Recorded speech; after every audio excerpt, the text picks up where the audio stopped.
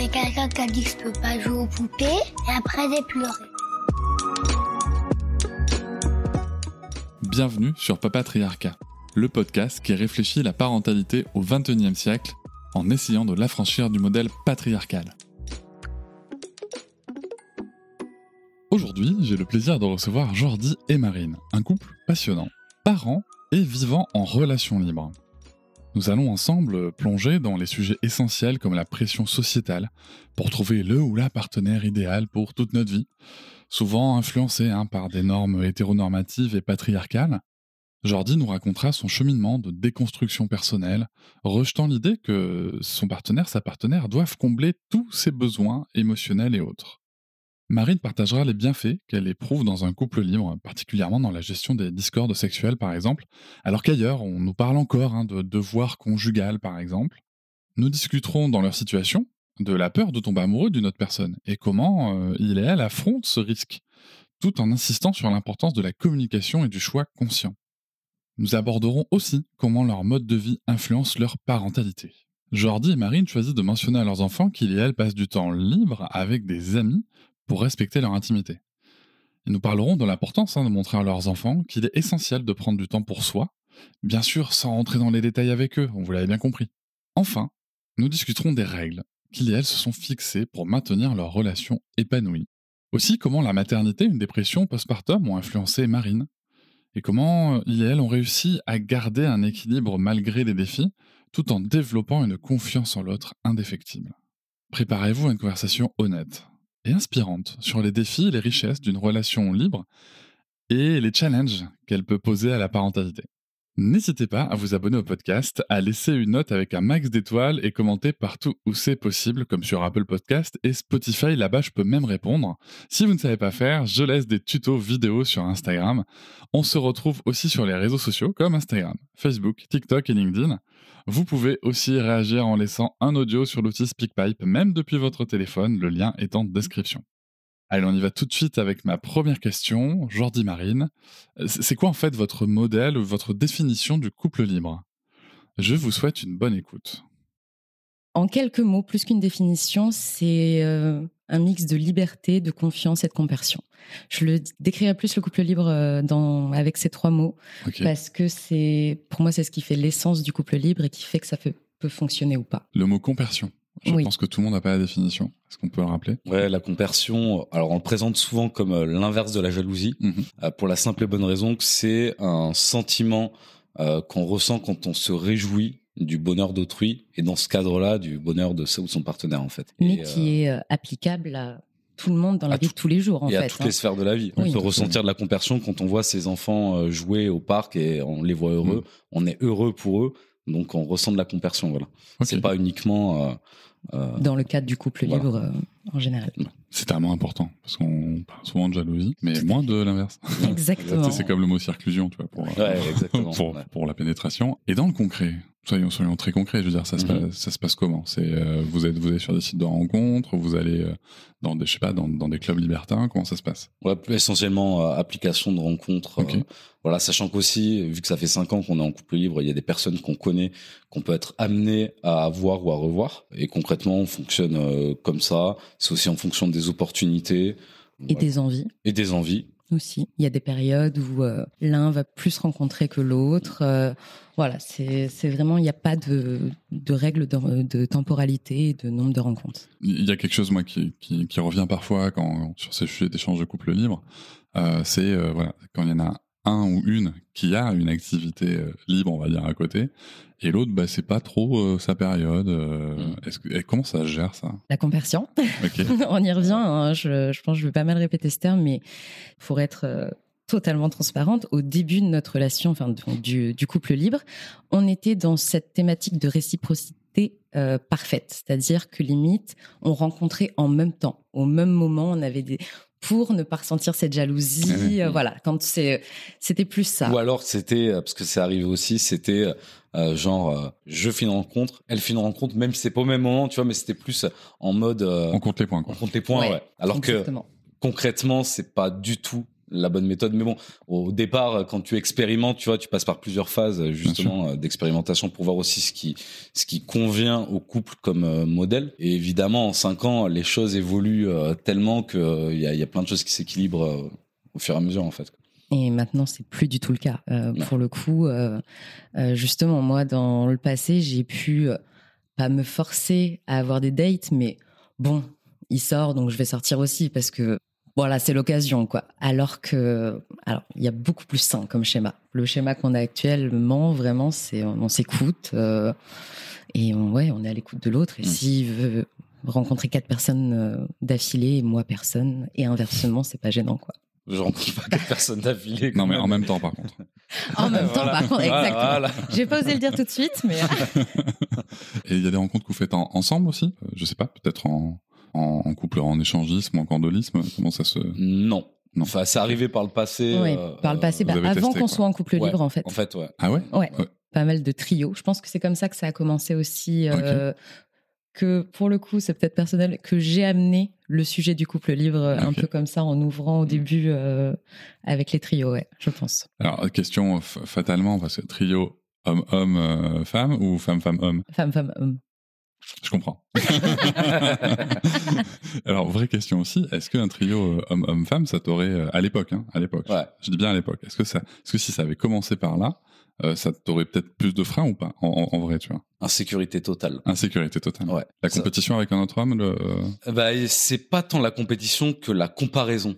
La comparaison, mais à plein de niveaux différents, tant physiquement que psychologiquement, que dans sa manière d'être, etc. J'aurais été vachement trop dans la comparaison et je pense que ça m'aurait bloqué de me retrouver face à un autre potentiellement où je me serais dit, ok, est-ce que cette personne est meilleure que moi, alors que c'est totalement subjectif finalement. Bien sûr. Mais est-ce que cette personne est meilleure que moi, etc. À me poser des questions. Et en fait, j'aurais été tellement pris dans la réflexion que je pense que j'aurais pas pu aller au terme du rapport ou que je me serais mis de côté ou quelque chose comme ça. Ouais, quelque chose de cet ordre-là, je pense. Alors que toi, du coup, c'est pas du tout ce que tu as ressenti en termes de femme-femme. Non. C'est un désir pour d'autres femmes qui t'a poussé à faire le trio pour pas le faire seul? Oui, une part de ça aussi. Un désir d'expérience même en général, en fait. De découvrir ça ensemble, c'était une des choses qu'on n'avait jamais essayé. Et je savais justement le blocage que pouvait avoir Jordi à ce moment-là. Donc moi, le côté femme-femme-homme, ça m'allait. Donc on a commencé comme ça. 9 ans de relation, 50 couples libres. Donc il y a eu cette histoire de trio. Comment on en arrive à se dire, tiens, si on faisait un truc, si on faisait un couple libre? Est-ce que déjà il y a un moment clé ou est-ce que c'est vraiment quelque chose de très très progressif? Globalement, on a toujours communiqué assez facilement sur la sexualité, etc. de manière générale. Pour le coup, encore heureux, j'ai envie de dire. Ouais, mais même, je veux dire, au-delà du couple, quoi. Ouais. C'est-à-dire, vraiment, on n'a jamais eu vraiment de tabou finalement autour de ces sujets-là. Bon, après. On est là-dedans H24, donc ça aide, hein, concrètement. Et moi, évidemment. Avant ça, j'ai grandi au Cap d'Agde, au village naturiste. Donc le milieu libertin. J'avais déjà une belle déconstruction au niveau de la sexualité et de l'image. Ça, et puis aussi je trouve que dans le milieu naturiste, moi j'ai eu l'occasion, étant plus jeune, d'aller à Montalivet. Et c'est vrai que, tu vois, par rapport à l'acceptation de son corps, et au fait que plein de corps existent, parce qu'en fait, je vais le dire d'une manière un peu triviale, mais quand tu vois des vieux corps, notamment des vieux corps qui sont pas forcément très gracieux, mais qui sont totalement bien dans leur peau, bien dans leur corps, assumés, comme ça. Et toi, notamment, tu vois, moi j'étais jeune adulte et j'étais là, j'avais pas mal de complexes à ce moment-là. En fait, ça va, quoi. Ça va, je suis chill, quoi, en fait. Et c'est vrai que ça aide, mine de rien. Après, je suis pas en train de dire aux gens, soyez naturistes si vous le sentez pas. Mais nous, c'était, en plus, à la base, moi, ça partait plutôt d'un délire, tu vois, d'exploration quand t'es jeune, en mode, j'ai envie de te tester un corps naturiste. Bien sûr. Et en fait, tu te trouves à vivre un truc qui te dit, mais en fait, c'est plutôt intéressant, tu vois, en termes de liberté et tout. Ah, mais c'est même un état d'esprit, hein. C'est ça. Ouais, c'est une philosophie. Après, bon, j'ai des réflexions, c'est pas le sujet, mais j'ai des réflections par rapport à la présence des enfants et tout, mais ça, c'est encore autre chose. Mais ok, donc toi, t'avais déjà cette ouverture-là sur les corps, Oui, totalement. Et comment ça a évolué, alors, du coup, cette situation de...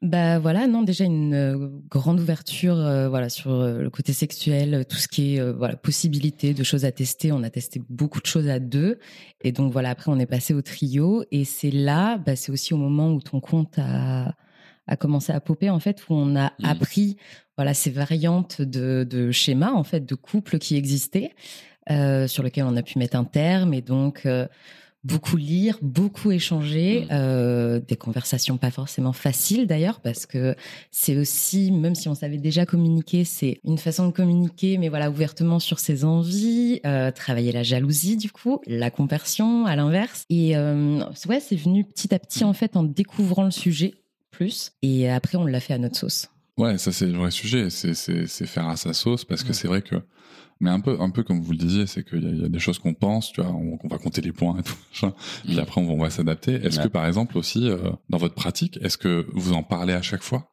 Est-ce que vous racontez vos expériences ? Parce que moi, des couples qui sont dans cette situation-là, je vois vraiment un spectre en fait, de on va tous raconter parfois en détail et tout, on sait qu'on est en couple libre, mais on s'en parle jamais, quoi. Nous, on a fait le choix de garder chacune et chacun notre jardin secret, c'est-à-dire que ce qui se passe avec d'autres personnes reste, on le garde pour nous. Après, par exemple, quand on sort, on se dit, on sort, je vais voir quelqu'un, etc. Okay. Et quand on se retrouve, sans rentrer dans les détails, on se demande si on a passé une bonne soirée, s'il y avait un bon feeling, c'était cool, etc. En fait, on entretient cette compersion-là. Après, sans aller dans l'ultra détail, quoi. Ça peut arriver de temps en temps qu'il y ait des petits points d'échange sur des points précis, mais ça reste relativement rare, ouais. Parce que quand on a commencé le couple libre, pour le coup, on se disait tout. Pour le coup, c'est moi qui voulais particulièrement tout savoir, parce que je pensais que ça allait m'amener plus de positif, alors de l'excitation peut-être, ou plus de compersion. Et en fait, à cette période-là, ça a fait tout l'inverse. Alors, c'était quelque chose dont j'étais persuadée que j'avais besoin de tout savoir, mais pas en curiosité mal placée. C'était vraiment genre, je veux kiffer ça comme toi. Et non, ça a fait l'effet inverse. Donc, voilà. On a changé ça notamment dans notre façon de fonctionner au fil des années. Plein de choses qui ont évolué. Puis en plus, vraiment, quand on passe d'un modèle exclusif à un modèle non exclusif, il y a plein de choses qu'on pense pouvoir anticiper, en fait, qu'on peut pas anticiper tant qu'on l'a pas vécu vraiment, tant qu'on n'a pas vécu l'expérience. Typiquement, la première expérience couple libre qu'on a eue, où on s'est vraiment jeté dans le grand bain, on était parti du principe que Marine vivrait bien cette expérience dès le départ et moi moins bien. Et en fait, c'est l'inverse qui s'est produit. Et là, c'est là, tu vois, on s'est dit, ah putain, c'est marrant ça. Ça s'est pas du tout passé comme on l'aurait anticipé finalement. Notamment à cause de trop d'explications, trop de détails. Ouais, ça c'est un truc. Mais du coup, c'est quoi qui est venu te chercher dans les détails ? C'est un sujet de pourquoi moi je le fais pas ? Pourquoi est-ce qu'il le fait avec elle ? Pour le coup, c'était peut-être principalement un manque de réciprocité, dans le sens où toi tu voulais rien savoir à ce moment-là. Quand moi je lui posais des questions, je le savais, donc j'étais ok avec ça, et au final c'est ça qui m'a dérangée, je pense, parce que peut y avoir un certain plaisir, comme quand on va passer une soirée avec des amis, à raconter 2-3 anecdotes et tout, à partager ça avec quelqu'un. Et là, du coup, moi, je pouvais pas le faire et lui pouvait le faire plus. Et en fait, ça a créé un déséquilibre que je pensais pouvoir gérer et au final, non, pas spécialement. Ok, il y a quand même cette notion, j'ai l'impression, surtout au début, dans le parcours, vraiment de recherche d'équilibre et de réciprocité. Totalement. Alors que, si je comprends bien, avec l'expérience, la pratique, il y a un peu de relâchement et de recentrage sur soi finalement. En fait, c'est que en fait, on regarde moins ce que fait l'autre et on se concentre sur ses désirs. Il y a de ça, surtout que, et ça, moi je le vois aussi en accompagnement avec des patients ou même avec des gens qui viennent échanger sur mon compte Insta, qui se questionnent sur le couple libre, etc., ou qui ont déjà mis un pied dedans. Très souvent, il y a une liste de règles monumentale que les gens se disent on doit respecter ça. Alors évidemment, ce qui à notre sens est totalement vraiment normal, c'est on se protège ou dépistage, etc. Ça se fait partie des règles immuables, mais après il y a des règles genre moi j'ai échangé avec des personnes, c'est genre pas de sodomie, pas de c'est des règles sur des pratiques bien spécifiques. Alors qu'en fait ça change rien, tu te rends compte. dans le temps que finalement, pourquoi imposer cette règle-là alors qu'en fait, ça change rien. Souvent, ça change pas grand-chose.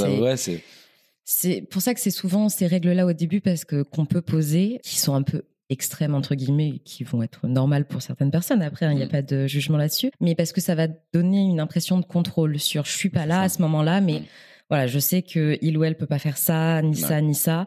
Donc, je contrôle un peu, alors que... Ça peut venir faire taire certaines insécurités au départ, en fait. Oui, mais c'est ça. Mais au départ, parce qu'après, les choses évoluent. Oui, ça évolue. Et puis en plus, après, si le but du jeu, c'est de kiffer sa sexualité comme on en a envie, tu vois, j'imagine, là, tu parlais pas de sodomie, mais ça peut être, je sais pas de fellation. Oui, voilà. Tu vois, ça peut être d'autres choses, quoi. Déjà, ça limite vachement la sexualité quand même. Quand t'arrives le sexe oral, là, en plus, tu vas sur quelque chose qui peut être vachement pénétrocentré et tout. C'est ça. Et en même temps, si tu veux, je me dis... il y a ce côté contrôle et ce côté quelque part exclusif en fait. C'est-à-dire que tu gardes une part d'exclusif dans le truc. C'est ça. Cette pratique si juste avec moi, quoi. Ouais, mais c'est ça. Hein. Alors sur la sodomie, je trouve ça intéressant parce qu'il y a aussi ce côté, je trouve personnellement, très domination, tu vois. Il y a que moi qui te fais ça, tu vois. Et, ça me questionne, si tu veux, sur l'état d'esprit global, mais en tout cas, ce que je retiens, c'est qu'il y a peut-être dans ces règles-là ce souhait de garder un côté très exclusif de maîtrise. Alors que ça peut être frustrant sûrement dans la pratique de pas pouvoir faire ce que tu as envie, quoi. Complètement oui. Oui, parce que du coup tu y penses en fait et puis après limite tu peux même être un peu mal à l'aise par rapport à ton ou ta partenaire avec la personne avec qui t'es, parce que il veut faire ça, mais sauf que du coup moi j'ai pas le droit, donc aussi, mine de rien, avec un nouveau partenaire ou une nouvelle partenaire, c'est le principe. Tu peux avoir un principe de réciprocité. Je sais pas, ton partenaire, Marine, que tu rencontres, te fait un cuni de folie et t'as envie de lui rendre pareil avec du sexe oral. Si j'ai pas l'autorisation, là, t'as le droit. C'est ça. Peut y avoir un côté frustrant. Dommage. C'est ça. Et puis en plus, si tu gardes une part de contrôle aussi, t'as forcément moins de lâcher prise. T'as moins de lâcher prise, tu prends moins de plaisir. Et finalement. Ça devient un peu plus compliqué de vivre ce genre de moment de manière totalement épanouie au final, alors que le but c'est quand même aussi de vivre l'épanouissement comme tu l'entends toi. C'est pour ça qu'en fait finalement les règles, à part se protéger, il y en a pas, quoi. Disons que pour moi une règle de base qui pourrait être importante, c'est de manière très globale, c'est éviter tout ce qui peut faire du mal à la personne que j'aime, avec qui je partage ma vie, que ce soit physiquement en se protégeant, mais aussi potentiellement, tu vois, j'ai pas envie que tu couches avec ma meilleure amie. Oui. Tu vois, j'ai pas envie que tu couches avec mon patron. Tu vois, par exemple. Plus ce genre de... Ça, tu vois, je le conçois plus, tu vois, parce que en plus derrière, ça peut créer des interactions dans des systèmes, tu vois, système famille, système ami, système boulot, qui sont pas forcément ultra saine, quoi. Oui, c'est clair. Donc voilà, pour ça, tu vois, moi je vois cette règle-là. Après, ma foi, comme tu le disais, Marine, s'il y a des couples, ça les sécurise de se dire, il y a qu'une seule personne qui sodomise, ok, pourquoi pas, tu vois. Ou autre, mais bon. Mais en tout cas, ce que j'entends, c'est que il y a ce démarrage qui peut être avec des règles très contraignantes. On va essayer de faire beaucoup de théories. C'est marrant, ça ressemble. Je vais peut-être choquer les gens, mais ça ressemble un peu à la parentalité, tu sais. Au début, j'avais des principes, puis après. Dans les faits, mais c'est exactement ça. En fait, totalement ça, mais vraiment. On le dit souvent d'ailleurs. Au début, on a posé des grandes règles, et puis après, la vie, quoi, en fait. C'est ça. Il était là, j'étais là, pouf. Voilà, c'est ça. Non, mais dans l'autre. C'est si vrai, hein, c'est si vrai. 9 ans de relation, 5 ans de relation libre, 7 ans de parentalité avec un enfant ensemble, même s'il y a eu, du coup, dès le début de la relation, une belle parentalité. Votre plus jeune avait 2 ans. Du coup, si je calcule. Oui. Ouais, c'est ça. Il allait avoir 3 ans, oui, c'est ça. Ouais. Donc, est-ce que tu penses que c'était aussi quelque chose, Marine, là, peut-être plus précisément, tu vois, après avoir donné la vie et tout, est-ce que c'est quelque chose où tu as dû toi aussi attendre d'avoir peut-être, je sais pas, la fin du postpartum ou retrouver peut-être ton corps aussi? Est-ce que c'est quelque chose qui potentiellement t'a aidé à renouer avec ton corps après cette expérience de naissance? Totalement. Mais alors vraiment totalement. En plus, j'ai fait une dépression postpartum bien costaud. Voilà, la première année est compliquée du coup. La deuxième année où j'ai profité de mon rôle de maman à fond. Et justement, voilà, la troisième année où c'est là où on a commencé les trios et puis très rapidement le couple libre. Et oui, ça m'a fait un bien fou. Le fait de devenir maman, déjà, m'a fait devenir une personne différente. Et donc, du coup, j'avais aussi l'impression d'être différente dans ma sexualité, dans ma relation avec moi-même, avec mon corps, et donc avec les autres. Et je dirais qu'aussi bien les trios que le couple libre sont arrivés pile poil au bon moment pour continuer de me faire avancer sur la personne que j'étais devenue en étant maman, même si on peut se dire que ça n'a pas tant de rapport que ça. Mais en fait, si c'est vraiment un global, ça m'a aidé à trouver un équilibre entre la femme, la maman, vraiment. Une question un peu plus globale sur vous deux. Moi, il y a quelque chose qui, quand j'échange avec des personnes dans votre situation, qui m'interpelle. Et j'avais cette phrase d'un ami qui me disait, tu sais, en fait, on est tellement matrixé sur l'hétéronormativité d'une part, et sur le fait qu'on doit trouver quelqu'un à finir notre vie avec, qu'en fait, on se met aussi une pression énorme, parce qu'en fait, une seule personne doit répondre à toutes les attentes de l'autre, toute sa vie, et à chaque instant. Ce qui va créer, dans un monde patriarcal, par ailleurs, la notion de devoir conjugal, soit dit en passant, mesdames, mais aussi dans l'autre sens, voilà, il y a ce sujet d'appartenance, tu vois, qui peut convenir à plein de personnes, et ça, je l'entends. Attention, je précise, petite parenthèse, je suis pas en train du tout de dire qu'il faut que tout le monde soit en couple libre, etc. C'est pas du tout le message, mais c'est juste vraiment peut-être essayer de questionner ça. Ouais. Qu'est-ce qui fait qu'aujourd'hui, on se dit qu'on doit absolument, toute sa vie, avoir une relation uniquement avec une personne, et encore une fois, combler toutes ses attentes à tout instant, et réussir à garder cet équilibre, parce qu'en plus, on peut avoir des sexualités différentes, même dans un même couple qui s'aime. Comment est-ce que vous avez vécu cette espèce de relâchement de pression, à ce moment-là, peut-être? Est-ce que vous l'aviez déjà, de vous dire, on se met en couple ensemble, a priori, on fait des enfants, on espère peut-être que c'est pour la vie. Est-ce que vous êtes dit, tiens, ça enlève une pression? En fait, on a traversé plusieurs phases dans le couple, évidemment, parce qu'il y a aussi tout un travail de déconstruction qui se fait au fil des années, et essentiellement pour moi, j'ai envie de dire, dans le sens, mais même pour toi aussi, hein, mais c'est vrai qu'en tant que mec, tu traînes quand même un bagage. Bon, là, c'est lié à l'éducation, c'est lié à plein de choses, hein, mais tu traînes un bagage patriarcal avec toi. Même quand t'as l'impression de pas entraîner un, tu te rends compte, non, ça va pas, ça va pas. Et c'est un travail perpétuel, en fait, de remise en question, d'introspection pour pouvoir sortir de tous ces schémas qui, à mon sens, sont très, très nocifs pour tout le monde. Et tout le temps. Cette introspection-là permet justement de se détacher de plein de choses. Et justement, ça permet à terme aussi de mettre le doigt sur ce que tu dis, tu vois, typiquement, genre, c'est pas parce que, admettons, Marine a fait le choix de partager sa vie avec moi qu'elle est responsable de tout, qu'elle doit porter à bout de bras toutes mes problématiques, entre guillemets. C'est pas ma psy, c'est pas ma mère, etc.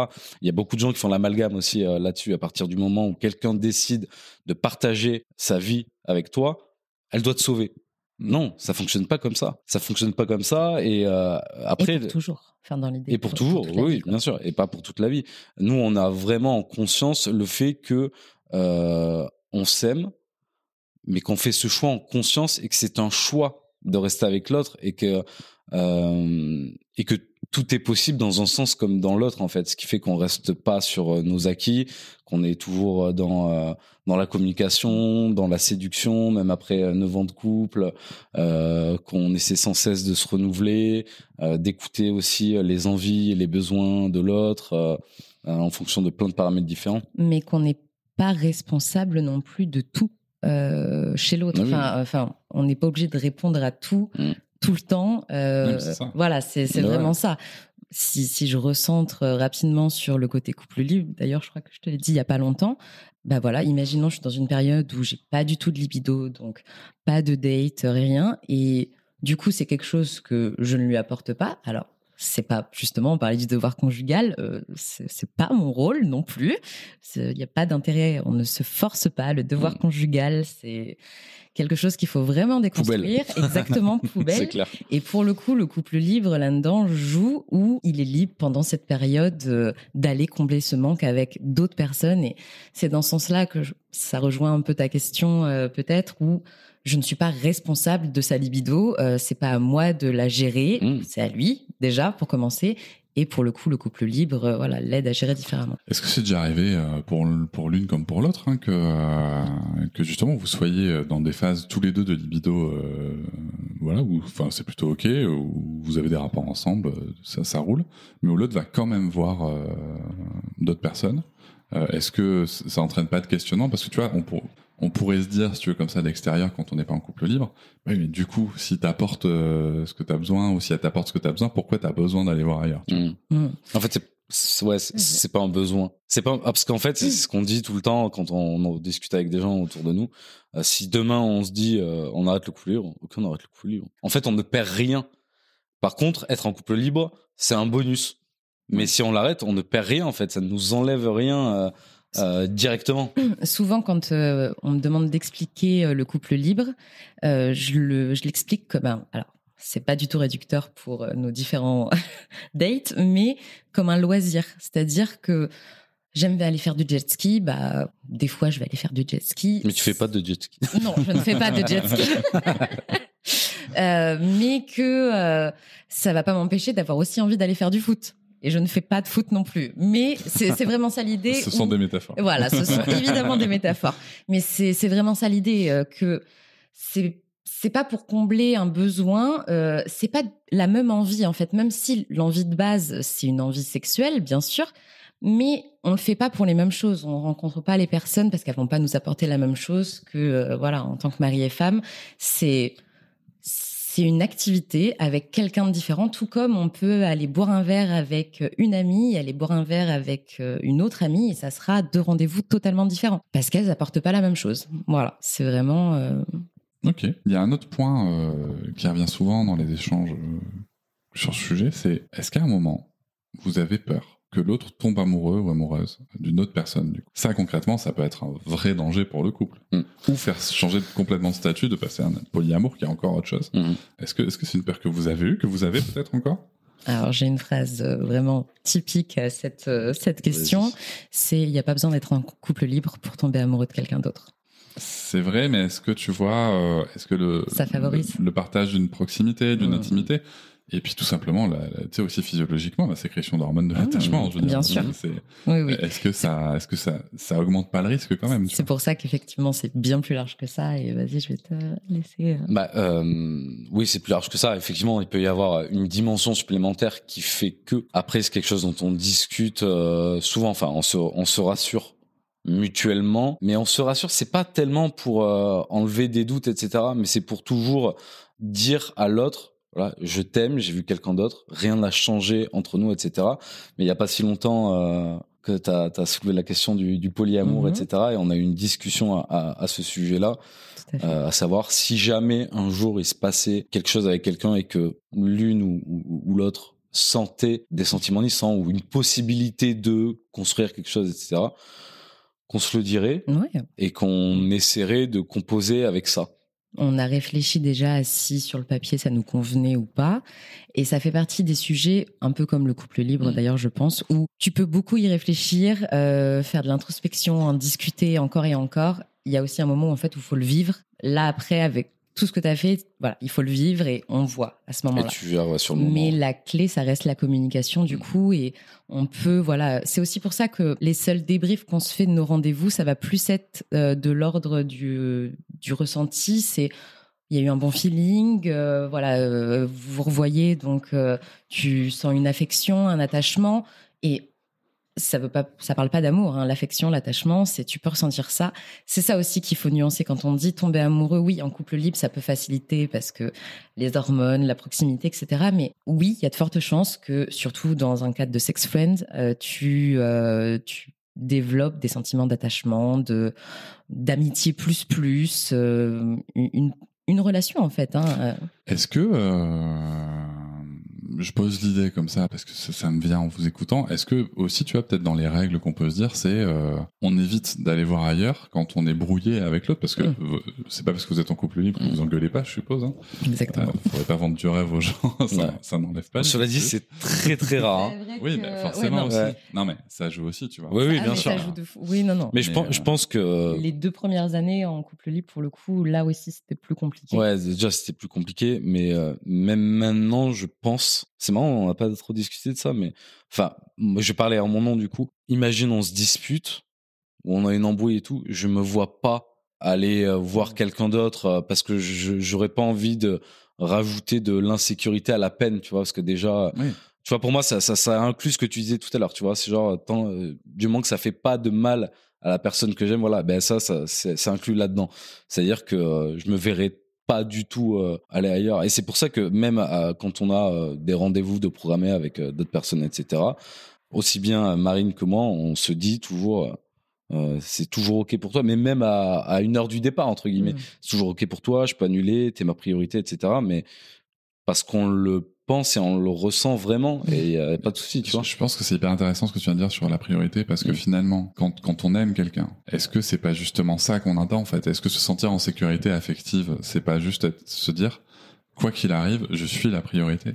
Quoi qu'il arrive, je passe devant. Quoi qu'il arrive, même si tu vois, tu dis 1 heure avant, mais même si moi, tout à coup, je me sens en insécurité, ou bien, voilà, il y a une mauvaise nouvelle, ou bien il y a un sujet avec l'enfant ou quoi qu'il arrive, même s'il est dedans, j'appelle et il revient tout de suite, ou elle revient tout de suite, tu vois. C'est exactement ça. Vraiment, c'est comme ça. On reste dispo. Et je pense que c'est ça le vrai sujet, c'est que est-ce que le sujet de la sécurité affective, c'est de se dire qu'on a le contrôle sur l'autre, ou de se dire que l'autre, on a un tel niveau de confiance que quoi qu'il arrive, il ou elle est là pour nous, tu vois. Ah, c'est sûr. C'est vraiment ce côté priorité qui fait aussi la solidité, et donc aussi le fait qu'il n'y ait pas de jalousie, ou quasiment pas, et ou qu'elle se transforme très vite en compersion. Parce que voilà, on sait qu'on sera toujours là l'un pour l'autre dans tous les cas. Et avant de se parler de parentalité, du coup, je viens de penser à ça en parlant. On va faire un méga épisode. Mais pour vos contacts, par exemple, je sais pas si c'est déjà arrivé, mais vos contacts, est-ce qu'ils connaissent votre situation? Est-ce qu'ils comprennent bien que, je sais pas, si vous annulez au dernier moment, est-ce qu'ils comprennent bien que, voilà, il n'y a pas de... C'est comme ça. Ouais, est-ce que tout le monde comprend? Est-ce que des fois, il y en a qui comprennent pas, et puis tant pis. Comment ça se passe? Moi, personnellement, tout le monde comprend, mais parce que je joue le jeu de la transparence dès le départ, en fait. Bien sûr. C'est-à-dire que jamais je n'ai rencontré une personne en disant je ne suis pas en couple. Enfin, je suis célibataire. Voilà. Non, c'est la situation est très claire dès le départ. Je suis en couple libre, j'aime ma chérie, je suis amoureux d'elle, etc. Vraiment, tout est très clair dès le départ. Et c'est volontaire de ma part, déjà parce que j'ai pas envie de biaiser les choses. Et puis, je pense que l'honnêteté, même avec une tierce personne, quelle qu'elle soit, est primordiale, ne serait-ce que pour avoir une relation de qualité aussi, tu vois. Sûr, même si c'est charnel au départ, quoi. Et puis c'est pareil pour moi, hein, c'est très clair. C'est dans ma bio Tinder. Je suis mariée, j'ai des enfants et je suis en couple libre. Et si tu sais pas ce que c'est, va voir sur Google, quoi, parce que je suis pas le Larousse. Non mais vraiment, c'est après. Ça peut paraître très froid, mais. Oui, et puis en plus ça peut être aussi une manière d'approcher, genre je suis curieux, machin. Voilà. Moi ça m'est arrivé ça, hein, des gens curieux en fait, qui matchent juste pour dire mais c'est quoi exactement le couple. Moi, je refais le travail pédagogique que je fais sur Insta, mais je les renvoie sur ton compte. ouais, c'est vrai. Bah ouais, mais autant le faire. Et il y a certains de ces dates qui s'abonnent à mon compte. Hein. Oh oui, c'est magique. Bien, ça. Ouais. Du coup, qui viennent s'informer. Ouais. Oui, mais c'est important de s'informer. C'est important de le faire aussi. C'est primordial. Bon, maintenant passons sur cet aspect. Voilà, on a vraiment balayé dans le détail quand même votre situation pour que l'auditoire puisse bien voir comment vous évoluez. Du coup, quand vous avez commencé le couple libre, votre grand avait 7 ans.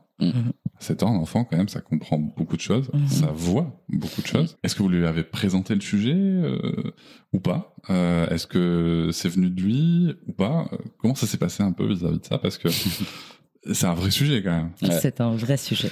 C'est un vrai sujet, mais et en même temps pas. Parce que nous, on fait le choix. Pour l'instant, en tout cas. Pour l'instant, en tout cas, de leur dire que quand on sort, on va avoir des amis. Parce qu'on respecte les temps individuels de chacune et chacun. Je préciserai même, excuse-moi, on prend du temps pour nous. C'est vraiment ce qu'on commence... c'est ce qu'on leur dit en premier. Après, qu'on aille voir des amis, un ou une amie, qu'on fasse une activité seule, c'est vraiment primordial. Je fais une toute petite parenthèse. C'est quelque chose qui est très important dans notre parentalité, dans ce qu'on veut montrer à nos enfants. C'est que, aussi bien toi que moi, on a grandi avec des parents très exclusifs, pour le coup, qui faisaient toujours tout ensemble, toutes les activités, jamais séparés, etc. Non, mais ça peut être un mode de vie tout à fait. Ah oui, bien sûr. Il n'y a pas de bonne. Les parents sont heureux et épanouis. Ah non, il y a zéro jugement, hein, voilà. Mais par contre, voilà, moi, je sais au début, même tous les deux, au début de notre relation, prendre du temps, faire des activités seules, c'était quelque chose qu'on ne savait pas faire et que limite on ne savait pas gérer non plus. C'était ok, bon bah même tu vas voir ton frère encore, voilà. Ce genre, alors que avec un peu de déconstruction. Donc, tout ça pour revenir au fait que c'est vraiment la première chose qu'on leur dit, c'est on prend du temps pour nous parce que c'est important de prendre du temps pour soi. Des fois, mais pourquoi tu pars pas avec papa ? Parce que j'ai juste envie d'être avec moi-même ou alors d'être avec des amis, avec mes sœurs. Et vraiment, plus ça va, plus ils comprennent vraiment cet aspect. Et d'ailleurs, ils nous le ressortent des fois. Je vais dans ma chambre, je veux du temps pour moi. Voilà. Okay. Le petit du haut de ses 5 ans qui nous sort ça, c'est un bonheur. C'est bon, on a réussi quelque chose, quoi. Petite parenthèse, mais c'est comme ça qu'on leur explique le couple libre sans savoir qu'on est en couple libre. C'est vraiment ce côté où, en fait, on prend du temps pour nous. Et c'est comme ça aussi que on résume notre couple libre, hein, parce que ça aussi, je le dis souvent, excusez-moi, je refais une parenthèse sur le couple libre, mais c'est peu importe en fait qu'il aille boire un coup avec son frère, faire une partie de foot ou voir une femme. Mais je fais pas de foot.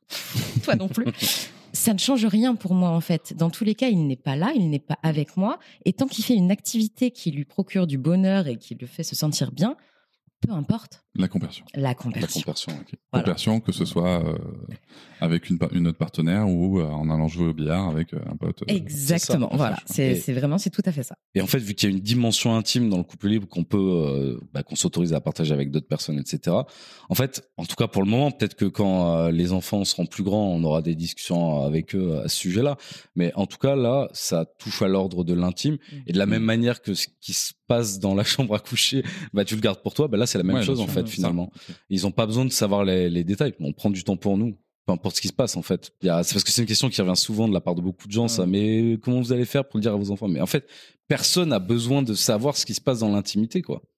Tout simplement. Oui, non, mais bien sûr. Mais je trouve ça hyper important. Je trouve ça, à titre personnel, du coup très sain. Pourquoi est-ce qu'on irait leur parler ? Comme tu le dis, est-ce qu'on irait leur dire ce qu'on fait dans la chambre à coucher spécifiquement ? Non. Voilà. Donc voilà. Après, par contre, j'imagine aussi que, tu vois, en termes de règles par rapport aux enfants aussi, il y a peut-être des règles en termes de, je sais pas, tu fais tes courses, tu croises ton date de la veille avec tes enfants, peut-être que vous allez pas forcément, aller le voir ou la voir ou se saluer d'une manière très cordiale, mais amicale. sans plus, quoi, tu vois. Oui, ça pourrait, oui. Oui, c'est totalement ça même. Hein. Oui, non, mais c'est ça. Bon, après, la situation, c'est pas produite, il me semble pas. Pour le coup. Mais non. après, justement, avec les personnes qu'on rencontre aussi qui connaissent notre situation et que, choisi malgré tout, on sait que si cette situation arrivait, c'est des personnes qui n'iraient pas dire c'était bon hier soir. Non, mais tu vois, mais c'est intéressant aussi parce que tu vois, dans ce côté parentalité, il y a cet aspect vis-à-vis des enfants où, ok, vous leur en parlez pas, et ma foi, tant mieux, c'est votre intimité. Mais aussi peut-être avec les partenaires de dire, de ce que je comprends, cette transparence fait que tout le monde sait que vous avez des enfants, vous avez des enfants ensemble, et ma foi, que en fait, ça les regarde pas aussi, quoi. C'est exactement ça. Est-ce que quand même, quelque part, dans votre parentalité, à vous, le fait d'avoir cette expérience de couple libre, ça vous permet peut-être d'avoir des billes, je m'explique. Tu vois, moi je travaille beaucoup avec ma fille, du coup en l'occurrence, parce que avant en IEF, elle se posait jamais la question. Avec l'école, elle a découvert la Saint-Valentin et le fait qu'il fallait avoir un amoureux. Bon, on a eu beaucoup de discussions sur. Finalement, elle a eu une amoureuse. Enfin bref. Mais tu vois, est-ce que ça vous donne des billes peut-être pour amener des sujets de. Mais tu sais, je sais pas s'ils ont un amoureux ou une amoureuse, mais tu sais en fait, t'as pas forcément besoin de t'attacher. Enfin, je sais pas comment est-ce qu'on peut présenter les choses. Totalement. En fait, nous dès le départ. Et avant même d'être en couple libre, en fait, dès le départ, en fait, il y a pas de sujet. C'est-à-dire que qu'ils aient un amoureux, une amoureuse, peu importe leur orientation, qu'ils se sentent plus garçons ou filles, qu'ils éprouvent un besoin ou une envie d'être amoureux de plusieurs personnes à la fois. En fait, dès le départ, ils savent que tout est possible. Et en fait, il y a pas ils partent pas avec un bagage, j'ai l'impression. On y travaille en tout cas. Mais avec un conditionnement. C'est-à-dire, part du principe que tout est possible dans la vie. Après, évidemment, ils évoluent quand même avec une vision de couple qu'on pourrait dire exclusive de ce qu'ils voient, parce qu'ils connaissent pas dans les détails, etc. Mais ils savent que ça existe, qu'il y a des personnes qui ont plusieurs partenaires oui, voilà, on leur parle pas etc. de nous, mais par contre, ils savent, alors surtout le plus grand pour le coup, ils savent que ça existe, qu'on peut voilà, avoir des relations avec plusieurs personnes, aimer plusieurs personnes, ce qui est différent. Voilà, non, c'est tout. Mais même le petit en soi, sans la dimension sexualité, voilà, c'est que tout est possible tant qu'il y a du respect, du consentement, que tout le monde est d'accord et de la compersion. Et de la compersion. On a dit qu'on allait le dire plein de fois. Ah oui. Hein. Je répète. Ok. Moi, ce que je comprends, c'est que bon, tu vois, finalement, ça change pas spécialement de ce que d'autres personnes, même sans couple libre, peuvent mettre en place. Après, peut-être que vous l'incarnez différemment, si tu veux. Peut-être quand vous en parlez, il y a peut-être quelque chose qui est plus naturel pour vous et plus parce que vous le pratiquez. Oui. Ouais, c'est ça. Donc, il y a peut-être quelque chose qui est plus accessible. J'ai échangé hier avec les parents d'élèves, enfin avec une parent d'élève devant l'école, et voilà, je disais que j'allais venir du côté de Montpellier faire des enregistrements, que j'allais enregistrer parentalité et couple libre, et donc je vais vous poser cette question aussi. Elle, quand on a parlé des questions à poser, vraiment ça l'interpellait. Elle m'a dit, moi j'aimerais savoir comment est-ce qu'ils pensent que ça se passera quand leur enfant va découvrir vraiment la sexualité. Parce que, je le précise pour l'auditoire, on vient de parler des enfants et tout, on n'est pas en train de parler de sexualité des enfants ou de faire de l'adultomorphisme sur la sexualité des enfants. Non, attention, mais tu sais, avec les sujets d'éducation à la sexualité et tout, on entend à boire, à manger. N'est-ce pas ? Donc, on est vraiment sur, comme l'a précisé Jordi et Marine, on parle plus d'éducation à la vie intime et affective pour les enfants. Mais du coup, quand même, votre grand à 12 ans, déjà, il est quand même dans la tranche d'âge qui est exposé à la pornographie potentiellement. Comment ça se passe, à votre avis? Et la question qu'elle voulait me poser, c'était peut-être qu'on fera un épisode dans 4-5 ans. Elle me disait, mais comment est-ce que ça va influencer la sexualité de leurs enfants, quoi? Comment est-ce que ce sont des questions dans lesquelles vous vous projetez, et si oui, comment? Oui, c'est des questions sur lesquelles on se projette. Après, sans vraiment de crainte finalement, parce que bon, déjà tout ce qui est accès à la pornographie, etc. A priori, on est assez tranquille là-dessus parce qu'on contrôle vachement les temps d'écran, les accès à certaines applications, etc. On veut pas qu'ils tombent sur du contenu sans que ce soit consenti. Et on en parle. Et on en parle, et il sait, on a déjà eu des discussions avec lui, il sait que les contenus pornographiques existent, que ce n'est pas représentatif d'une réalité intime, mais que c'est des performances, etc. Donc si un jour, parce que c'est possible qu'il tombe sur un contenu qu'un pote lui montre, j'en sais rien, hein, tout est possible, il part déjà avec ce bagage-là.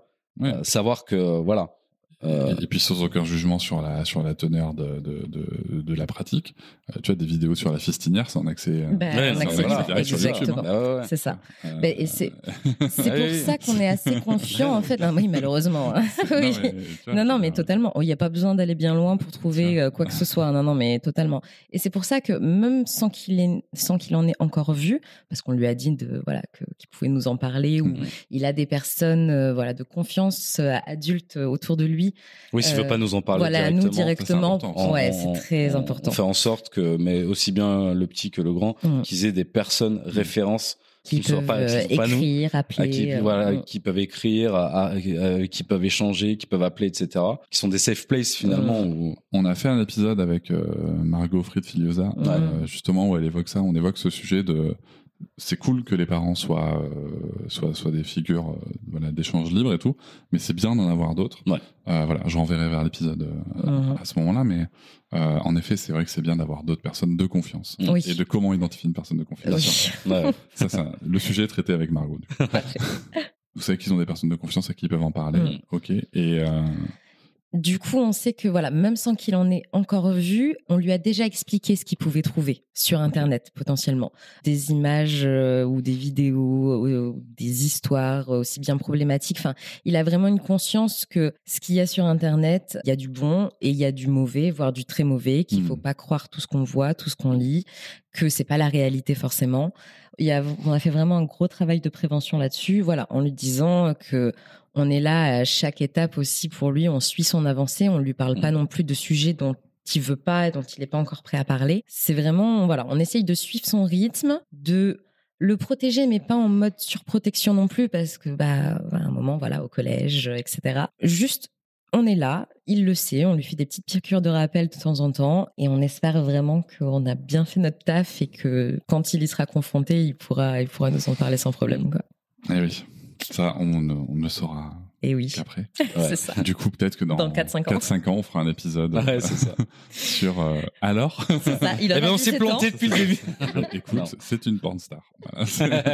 Voilà. Non, ouais, il y a un compte OnlyFans. Non, mais tout est possible. Hein. Au moins, on fait en sorte qu'il puisse développer son esprit critique et qu'il puisse être autonome dans ses choix, ses positions, etc. quoi. Mais tu vois, c'est là que je trouve ça intéressant, c'est que là, aujourd'hui, on se parle, couple libre et tout, mais en fait, en vrai, c'est même pas le sujet du couple libre, c'est juste le sujet de faire comprendre à nos enfants que le champ des possibles va bien au-delà de parfois ce que la société impose. Quoi. C'est si bien dit. C'est si bien résumé. Mais c'est vraiment, c'est pour ça qu'ils n'ont pas besoin de savoir qu'on est en couple libre, en fait. Oui, on leur donne toutes les versions possibles.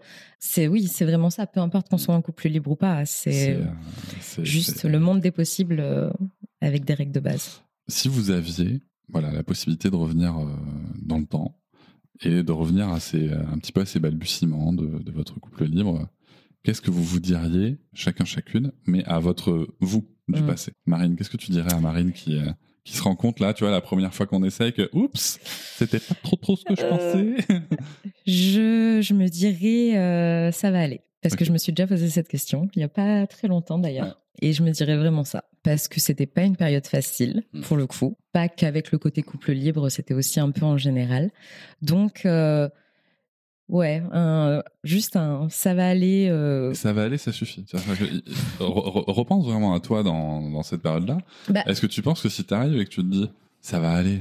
En fait, c'est plus un ça va aller, mais de confiance. Parce que je le savais déjà que ça allait aller mieux. Okay. C'est plus, il va y avoir des périodes pas cool. Va y avoir des discussions pas faciles qui vont me demander beaucoup d'énergie, beaucoup d'introspection, mais aussi d'énergie pour travailler la communication à deux. Mais ça vaut le coup. Tu vas beaucoup piocher en toi, mais justement, c'est pour le mieux. Du coup, est-ce que c'est en termes d'estime de toi, de confiance en toi, qu'est-ce que ça t'a apporté vraiment, tu vois? Alors, ça m'a apporté de la confiance en moi. Alors, ça m'a encore plus apporté de la confiance en Jordi, mais je dirais de la confiance dans notre relation. De toute façon, pour que le couple libre fonctionne, pour moi, il faut que la confiance dans la relation, même autre que pour soi ou pour son partenaire, c'est la relation. Je sais qu'il m'aime, j'en suis persuadée. Et donc, c'est pour ça que je sais que peu importe ce qu'il fait, jet ski ou date, on y revient, ça changera rien à l'amour qu'il me porte en fait. Et moi, c'est juste ça qui m'importe. Donc, ça m'a apporté ça, une base tellement solide, des fondations énormes et qui font aussi le couple qu'on est maintenant en fait. C'est parce que, je ne vais pas parler à ta place, mais ça t'a fait un peu la même chose. Ouais, totalement. On a créé des fondations si fortes et on est passé par justement des tempêtes. Qui ont fait vaciller les fondations, faut le dire. Mais en fait, on les a reconstruites encore plus fortes et c'est pour ça maintenant, peut y avoir un ouragan, ça bougera pas. Ça bougera pas. Et toi, Jordi, qu'est-ce que tu te dirais?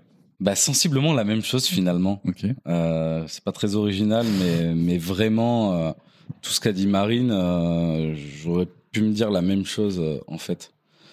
Pour la simple et bonne raison que oui, on a traversé des tempêtes, mais en fait, avec le recul, je me dis c'était peut-être nécessaire. C'est quoi les tempêtes dont on parle? Très concrètement, je veux dire. Oui, si vous prenez la plus grosse tempête que vous avez eue, il s'est passé quoi? Pourquoi? Comment vous l'avez résolu? On a été au bord de la rupture. Qu'est-ce qui a amené ça? Donc après votre passage en couple libre? Oui. Des incompréhensions sur... En fait, Même pas tant que par rapport au couple libre. Du coup, c'était même en général sur la charge mentale, la parentalité, un petit... Voilà. Et en fait, le couple libre, limite, nous a permis d'apprendre à communiquer sur tous ces autres sujets aussi. C'est en mettant le couple libre au milieu de tout ça qu'on a dit, pour que ça fonctionne, il faut qu'on se parle et qu'on se parle en s'écoutant vraiment, de manière bienveillante, avec de l'écoute active, etc. Le livre Ubuntu nous a énormément aidé. Vraiment, ça a été la clé pour moi. On l'a lu 2 fois. Vraiment, je vous le conseille. Le livre Ubuntu, c'est ça? Ubuntu, c'est vrai. C'est une leçon de sagesse africaine, c'est génial. C'est une philosophie, c'est des codes de vie un peu. Ça nous a sauvé la communication. Je renvoie l'auditoire avec l'épisode avec Bolé Wassabourin, qui est fervent pratiquant et défenseur de l'Ubuntu. qui résume ça par « je suis parce que nous sommes », qui a vraiment cette vision très globale qui est hyper intéressante. Si je comprends bien ce que vous me dites, c'est qu'en fait, les difficultés que vous avez rencontrées, c'était avant tout des difficultés qui n'avaient rien à voir avec le couple libre, mais que dans votre pratique du couple libre, du coup, et la communication que ça a exigé, ça vous a donné des clés pour résoudre vos autres problèmes de vie de couple. C'est exactement ça. C'est ça. Ok. Ouais. Parce qu'en fait, il y a un moment où c'est un peu comme si on avançait sur une route commune, qu'on arrivait à un embranchement et que Marine était partie à gauche et moi à droite. En fait, on s'éloignait jusqu'à essayer de retrouver une piste commune où se rejoindre à nouveau finalement. Oui, parce qu'on s'écartait sur le sujet de la parentalité, on s'écartait sur le sujet de la gestion de la maison et de la charge mentale, et même du couple aussi, parce que pour le coup, à l'époque, t'étais quelqu'un qui ressentait beaucoup de jalousie. Moi, pas du tout. Donc là encore, donc du coup, on avait limite deux visions et deux attentes totalement différentes et on voulait se recentrer, quoi. Mais c'est que on n'y arrivait pas et c'est le couple libre et toutes ces discussions qui n'ont pas été, je le répète, forcément faciles. Mais en fait, c'est de l'énergie où on a appris à communiquer sur des sujets difficiles ou à entendre des choses aussi qui sont pas faciles à entendre, mais de la vraie communication sincère. Et en fait, c'est comme ça qu'on a fini par se retrouver et en étant, je pense, des bien meilleures personnes, tous les deux, personnellement. Enfin, ah oui, non, mais totalement. C'est le plus grand changement de ma vie, cette période. Ouais, tu nous aurais reçus à cette période-là et tu nous aurais comparé à maintenant. On était deux personnes totalement différentes, mais totalement différentes. Au point de se dire, limite, quand on se replonge dans nos souvenirs et tout, genre en mode, on ne se reconnaît pas. Ah ouais, non. Qui sont ces personnes, quoi, tu vois. Mais preuve aussi que, voilà, on est en perpétuelle évolution. Et c'est ça qui est génial, en fait. C'est que tout est possible et on peut toujours avancer. Et que ça se fait pas comme ça. Oui, ça se fait pas en claquant des doigts, ça, c'est clair. Ouais. Vraiment, c'est du travail, c'est de l'investissement, c'est de la remise en question, c'est de l'introspection. Et en fait, il faut avoir envie et une forme de courage pour affronter ça parce que c'est pas agréable du tout. Au contraire, même t'as pas envie d'affronter ça, mais si tu le fais, c'est gagné, grosso modo, c'est ça, hein. Et c'est pour ça que je me dirais ça va aller, parce que c'est plus dans le sens ça vaut le coup. Ouais, ça vaut le coup. Ça vaut le coup. C'est vraiment ça. C'est un ça va aller qui est dans ce sens. Ça vaut le coup. Voilà. C'est vraiment, c'est exactement ça. C'est un peu l'image de toucher le fond pour mieux rebondir, tu vois. Mais c'est vraiment ça, sauf que là, c'est un saut de géant, quoi, tu vois. Voilà. Merci beaucoup. Marie. Merci à toi. Je vous remercie de m'avoir écouté. Je vous invite à vous abonner au podcast sur votre plateforme préférée et à me retrouver sur Instagram, TikTok, Facebook et sur le blog papatriarca.fr. À bientôt.